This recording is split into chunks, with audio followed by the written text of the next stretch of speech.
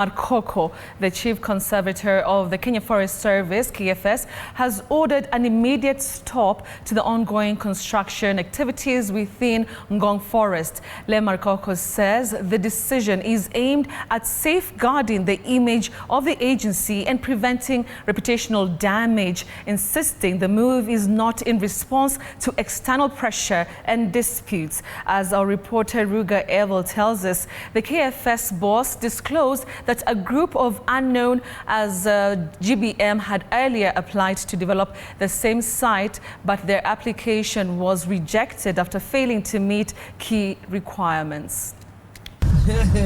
About 600 meters from the entrance of Ngong Forest, several rooms have been constructed, a fact that has drawn attention and widespread discussion on social media. These buildings are just a small part of many being erected inside the forest, prompting numerous questions from the public about the approval process behind this development. Chief Conservator KFS Alex Lemarkoko insists that all necessary approvals were properly obtained before construction began. However, he confirms that the project has now been suspended until the dispute between KFS and GBM is resolved. Have this facility having minimum impact, a negative impact to the environment, and that's why we can see they are using earth, they are using wood, they are using tents, they are even using reeds.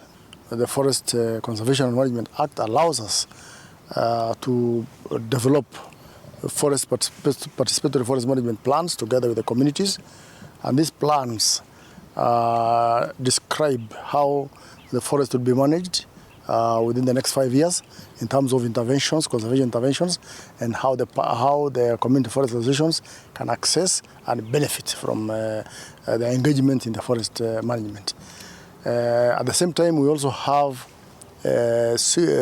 detailed management plans or plans that outline the kind of development and the kind of interventions that require to be put in place.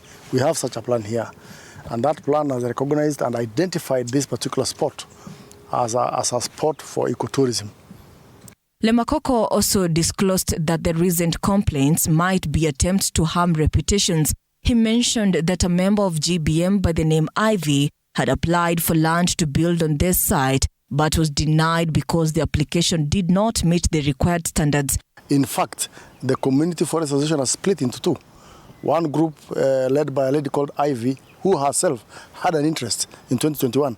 She applied to use this area, but she was not able to comply with the requirements. And somebody else applied. So there's an issue of conflict of access. We also have a Greenbelt movement who are said to have sponsored this applicant in 2021. So this is an issue of conflict of access.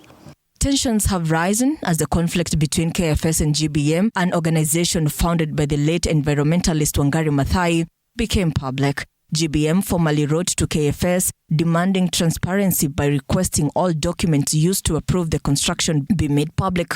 Although Kenya Forest Service maintains that all legal requirements for approving the construction were met, some members of the Community Forest Association, CFA, have expressed dissatisfaction. They claim the public was not sufficiently involved in the decision-making process, and upon efforts to obtain official documentation, this was Lemarkoko's response. I don't want to go into details because that's not what I do. I deal with policy issues, but there was public participation process that took place, as well as the environmental impact assessment. Yeah. It is not good to address issues through the media all the time, but any person who has an interest can come to KFS office and will be provided all that information. This is not the first time Ngong Forest has faced such controversy. With all eyes now on the key stakeholders, the focus is on how they will uphold environmental conservation goals. The decisions made in this dispute will have significant implications for the preservation of green spaces in Kenya.